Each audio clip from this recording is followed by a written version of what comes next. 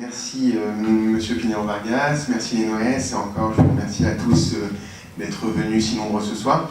Donc j'aimerais tout d'abord me présenter.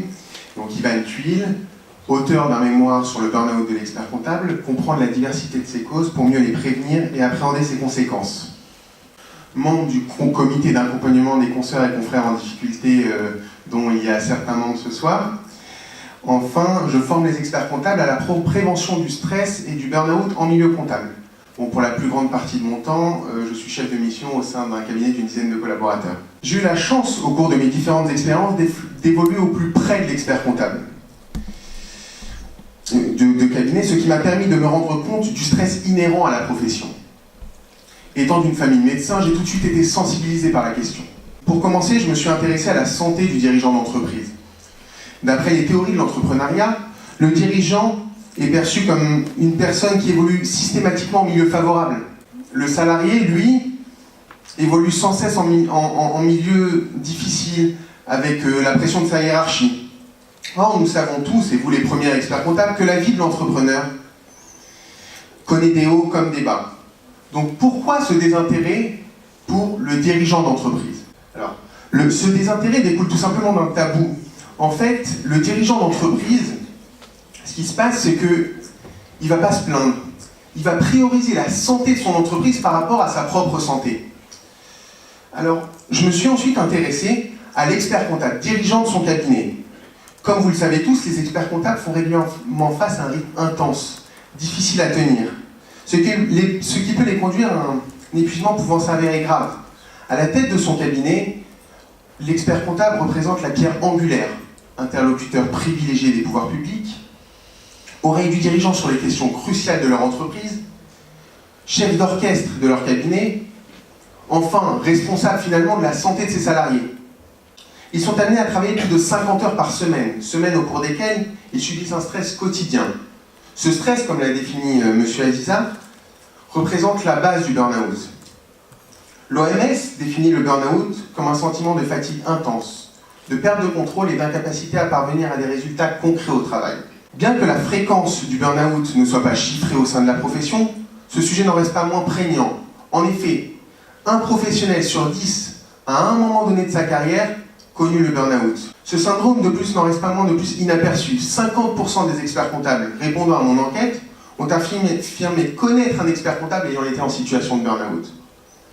Il convient donc de s'interroger sur la prise en charge de ce syndrome au sein de la profession.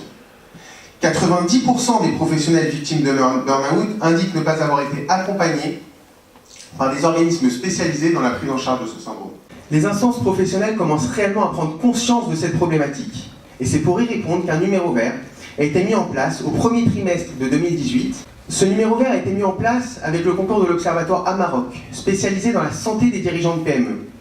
L'Ordre des experts comptables Région Paris-Île-de-France, qui est donc très présent sur cette question, a mis aussi en place un comité d'accompagnement des consoeurs et confrères en difficulté. Donc ce comité, comme son nom l'indique, va aider les experts comptables, donc qui sont en burn-out ou qui n'arrivent plus à gérer leur cabinet, en leur donnant des solutions qui peuvent les aider à continuer. Derrière ces statistiques se trouvent autant de situations de détresse et donc de réponses de fond à donner aux experts comptables en situation de burn-out. Les facteurs et éléments déclencheurs du burn-out de l'expert comptable ont été identifiés en donnant la parole aux experts comptables eux-mêmes, victimes de burn-out. L'identification des principaux facteurs contribuant au développement et au maintien du stress de l'expert comptable n'a été possible qu'en donnant la parole aux experts comptables eux-mêmes grâce à l'enquête formulée à la profession.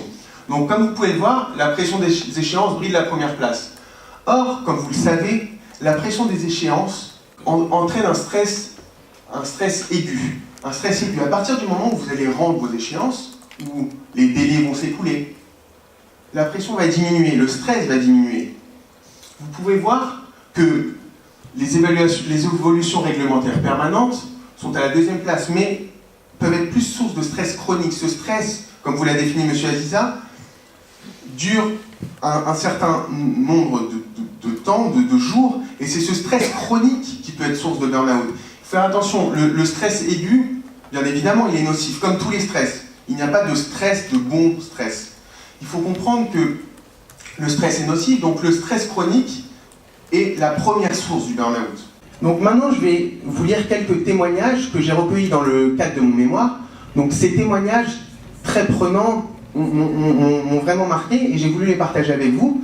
Donc tout d'abord, on entend souvent dans les cabinets, dans les sociétés, je suis en burn-out. Ce terme est utilisé par beaucoup pour exprimer une forte fatigue. Il est toutefois important de ne pas prendre ce syndrome à la légère. Alors je vais vous lire par exemple le témoignage d'une personne en burn-out. Il faut comprendre quelque chose, c'est que le burn-out ne vous touche pas seulement vous, il touche tout votre entourage. Alors, la difficulté quand on est expert comptable est de faire la part des choses entre la vie familiale et la vie professionnelle. Mon mari et ma fille me disaient souvent que je faisais passer ma vie professionnelle avant ma vie familiale. Je me rends compte après coup que c'était le cas, je les ai fait beaucoup souffrir. Ou encore Alain, donc j'ai bien sûr anonymé les prénoms, c'est une personne qui était à l'ordre. Suite à la trahison d'un associé, j'ai cumulé des fonctions. J'ai été élu au conseil économique et social, élu en conseil supérieur, élu en région, plus la gestion du bureau, plus d'autres activités. J'ai cumulé les mandats. J'ai fait une espèce de fuite en avant dans le travail, si bien que les rendez-vous devenaient ingérables, avec 2-3 rendez-vous à la même heure. C'était constamment des choix à faire entre ces différentes occupations et beaucoup de déplacements, entraînant une fatigue physique qui s'est installée de façon insidieuse.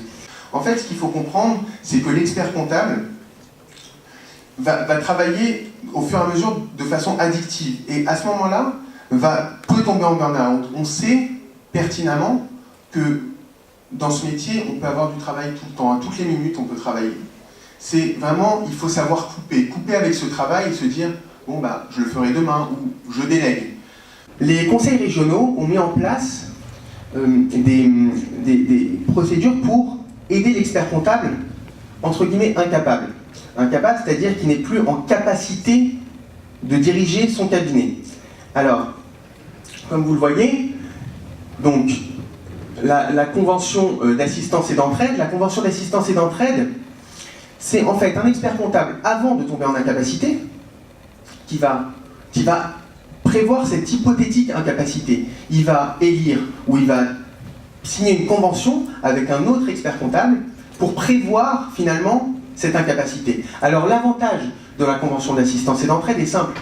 Finalement, à partir du moment où vous avez quelqu'un qui, quoi qu'il arrive, va vous aider si vous n'êtes plus en capacité. Déjà, vous allez beaucoup moins stresser parce que vous allez vous dire que vous avez une solution de repli, première chose. Deuxième chose, ce qui va se passer, c'est qu'il y aura un délai beaucoup plus court entre le moment où vous serez en incapacité et le moment où on va vous remplacer. À l'inverse, l'administration provisoire, c'est les conseils régionaux de France qui ont prévu justement l'administration provisoire. C'est dans le cas où il n'y a pas eu de convention d'assistance et d'entraide qui a été signée. Alors, dans ce cas-là, ce qui va se passer, c'est que un expert comptable élu par le conseil régional va élire un autre expert comptable pour vous remplacer. Mais malheureusement, les délais sont beaucoup plus longs, ce qui est tout à fait logique, tout simplement parce qu'il y a le temps de le lire et de mettre cette administration provisoire en place. Alors, comment anticiper et prévenir l'épuisement professionnel? Proposition d'actions concrètes et de prévention. Donc, ce qu'il faut savoir, c'est que 96% des professionnels répondant à l'enquête confirment le manque de formation à la gestion du stress. Quand 84% des experts comptables répondants confirme ne pas s'être engagé dans une démarche de formation à la gestion du stress. Au vu des résultats de l'enquête, il m'est apparu essentiel de concevoir une formation ayant pour but de prévenir le burn-out de l'expert comptable. Cette formation se veut comme une proposition d'action concrète et d'outils opérationnels dans le but de diminuer sa fréquence au sein de la profession. Cette formation est animée en collaboration avec le Dr Aziza. Nous vous proposons chacun notre expertise pédagogique, médicale et notre expertise organisationnelle.